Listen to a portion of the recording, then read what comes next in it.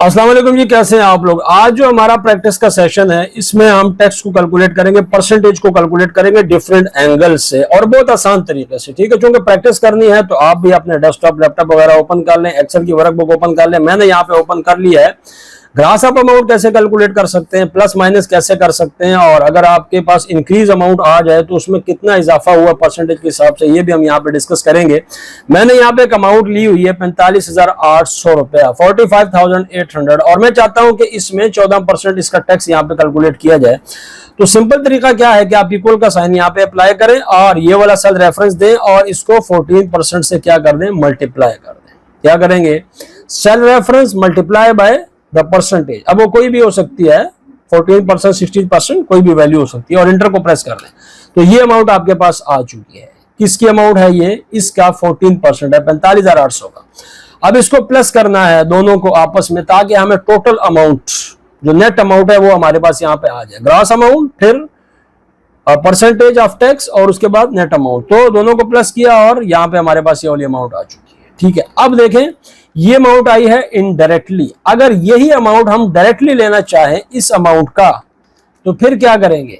अब ये एक तरीका तो ये हो गया, ये इनडायरेक्टली था, पहले हमने ये रेट निकाला फिर इसमें प्लस कर दिया। दूसरा तरीका क्या है कि मैं डायरेक्टली निकालना चाहता हूं, तो फिर मैं इसको मल्टीप्लाई किससे करूंगा, 114% से। क्यों कि जब हमने उसमें ऐड करना है तो फिर हम उसमें 100 ऐड करेंगे, क्योंकि परसेंटेज इज इक्वल टू 100 होता है। तो जब हमने ऐड करना है 100% था, अब 14% ऐड करना था, तो 100 में क्या किया, 14% प्लस करके तो फिर उसको मल्टीप्लाई किया। अब जैसे मल्टीप्लाई करेंगे तो ये वाली अमाउंट और ये वाली अमाउंट आपस में बराबर हो गई। ये हमने इनडायरेक्टली किया था और ये डायरेक्टली यहाँ पे इसके अंदर डायरेक्टली ऐड कर दिया। ठीक है, तो क्या हुआ, आपने क्या करना है, दोबारा यहाँ पे करके देखते हैं। प्रैक्टिस हो रही है तो प्रैक्टिस में काम को बार बार किया जाता है। Multiply by 114%। ठीक है, ये काम हो गया। अब आपके पास ये अमाउंट यहाँ पे मौजूद है और आप इसमें से 14% माइनस करना चाहते हैं। तो जब माइनस की बात होगी तो 100 में से 14% निकल आएगा, तो कितना रह जाएगा, 86 रह जाएगा। ठीक है, तो फिर क्या करेंगे, इसको हम मल्टीप्लाई तो करेंगे ही करेंगे, लेकिन 86% से करेंगे। क्या करेंगे, 86% से। लेकिन अगर मैं इसको अलग अलग करूं तो फिर मुझे क्या करना पड़ेगा, इसके ऊपर फिर अलग से मुझे यहाँ पे 14% अप्लाई करना पड़ेगा, और अब मुझे ये इसमें से माइनस करना पड़ेगा। तो कितना हो गया, 39,388।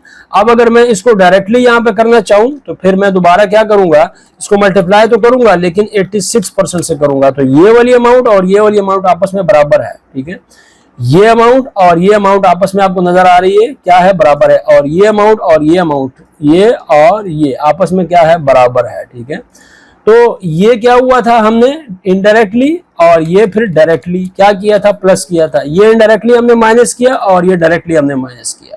तो जब ऐड करेंगे तो 100 में उतना ऐड कर लेंगे, जब माइनस करेंगे तो 100 में से उतना निकाल के फिर उसको मल्टीप्लाई करेंगे।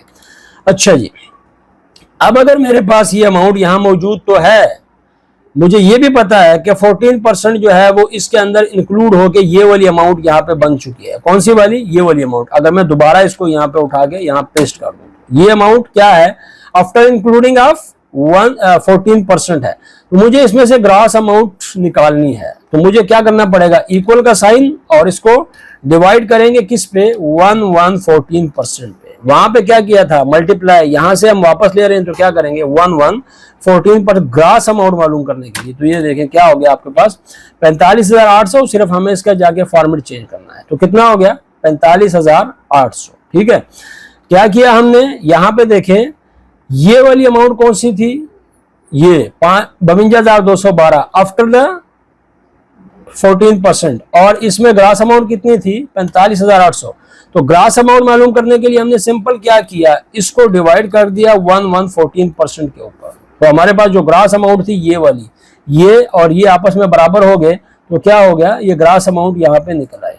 ठीक है, अब अगर आपके पास यहाँ पे एक अमाउंट यही वाली है 45,800, कितनी, 45,800, और एक अमाउंट आपके पास यहाँ पे 4500 है, 4500, और आप मालूम करना चाहते हैं कि ये इसका कितना परसेंटेज है, तो जो छोटी अमाउंट है उसको बड़ी के ऊपर हमेशा डिवाइड करते हैं, सिर्फ डिवाइड। ठीक है, ये देखें, छोटी को बड़ी के ऊपर डिवाइड, और अब इसका जो फॉर्मेट है वो परसेंटेज का करेंगे। तो ऊपर चले जाए होम में, नंबर के रिबन में, और यहाँ पे परसेंटेज का साइन लगा दें और थोड़ा सा डेसिमल भी बढ़ा दें ताकि पता चले कि एक्चुअल परसेंटेज क्या है। वो है 9.825। ठीक है, अब अगर अब 10% तो यहाँ पे लिया हुआ है, मतलब अगर इसको इसके यहाँ पे डेसिमल को खत्म कर दो 10% आ जाता है। अब आप सोचेंगे 10% तो 4580 होता, क्योंकि ये तो 4500 आया हुआ है, तो वो 10% नहीं है कंप्लीटली, उसमें कुछ फर्क है और वो क्या है 9.825। ठीक है, अब नीचे आ जाते हैं। यहाँ पे आपको समझ आ गई। अगर आपने एक अमाउंट को ये देखना है कि ये बड़ी अमाउंट का कितने परसेंट है, तो छोटी अमाउंट को बड़ी के ऊपर डिवाइड कर देंगे। अब यहाँ पे आपके पास एक अमाउंट थी 45,800 रुपया, ये पहले रेट था एक चीज का, प्राइस थी, और अब ये बन गई जनाब कितनी 50%। अब आप ये चाहते हैं कि ये इंक्रीज कितने, 50% नहीं 50,000 हो गया। अब आप ये चाहते हैं कि इंक्रीज कितने परसेंट हुआ है। ठीक है, इसमें कितने परसेंट इंक्रीज होके ये अमाउंट आई है। तो फिर क्या करेंगे, इक्वल का साइन लगाएंगे, पैरेंथेसिस को ओपन करेंगे, सबसे पहले आप इसको इसमें से माइनस कर लेंगे और उसके बाद डिवाइड करेंगे किसके ऊपर, इस अमाउंट के ऊपर जो इंक्रीज हुई है। तो ये आपको बता देगा कि ये परसेंटेज का साइन लगाने के बाद कि ये 8% इंक्रीज हुआ है। कितने परसेंट, अगर डेसिमल लगाएंगे तो यहाँ पे 8.4% इंक्रीज हुआ है। ये अमाउंट कितनी थी 45,800, जब इसका रेट हो गया 50,000 तो कितना हो गया इसमें इंक्रीज 8.4%। अब अगर आप इसको मैनुअली कैलकुलेट करना चाहते हैं तो जस्ट क्या काम करें, इसमें से इसको माइनस कर दें तो कितना हो गया 4200, और फिर इसको डिवाइड कर दें किसके ऊपर, इसके ऊपर, तो देखें वही आपके पास आ गया ना, परसेंटेज लगाने के बाद 8.40। तो ये हमने डायरेक्ट किया और ये हमने क्या किया, इनडायरेक्टली कर दिया। तो इस तरीके से आप परसेंटेजेस के ऊपर काम करके डिफरेंट एंगल से परसेंटेज को कैलकुलेट कर सकते हैं। अगर कोई कमी रह गई है तो आप कमेंट सेक्शन में बता सकते हैं। Thank you very much for watching. Video पसंद आती है तो आप शेयर भी करें और लाइक भी करें, और इस तरह के मजीद प्रैक्टिस के लिए आप मुझे जरूर फॉलो करें और प्रैक्टिस आप जरूर कीजिएगा। अक्सर प्रैक्टिस से आता है। ठीक है, थैंक यू वेरी मच।